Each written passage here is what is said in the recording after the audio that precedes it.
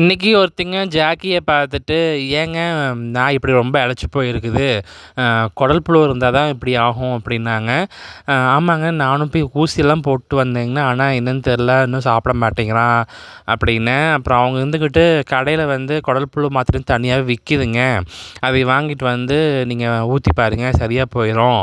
அதுக்கப்புறம் சாப்பிட்றக்கு ஆரம்பிக்குங்க. வருஷத்துக்கு வந்து 2 டைம் இல்லைனா 3 டைம் குடுங்க அப்படின்னாங்க.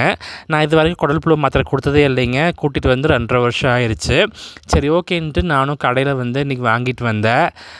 வாங்கிட்டு வந்துட்டு கரைச்சு சிரிஞ்சில ஊத்துறதுக்கு பயமா இருந்துச்சு.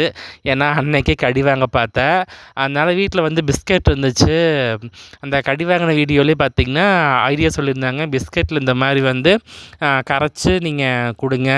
உருண்டையா உருட்டி குடுங்க அப்படின்ட்டு. அவன் அப்படிலாம் சாப்பிட மாட்டான் அப்படின்னு நானே ஐடியா பண்ணி, அத நல்லா வந்து இடிகள் குழவி இருக்குது இல்லைங்க, அதில் நல்லா மசிச்சு பிஸ்கட்டோட கலந்து வச்சேங்க. சாப்பிட்டான் நல்லபடியாக.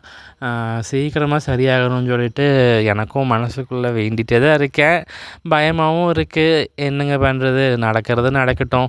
ஆனால் நல்லா ஆக்டிவாக தான் இருக்கான். ஆனால் கொஞ்சம் வந்து சுறுசுறுப்பு கம்மியாக இருக்குது, அவ்வளோதாங்க.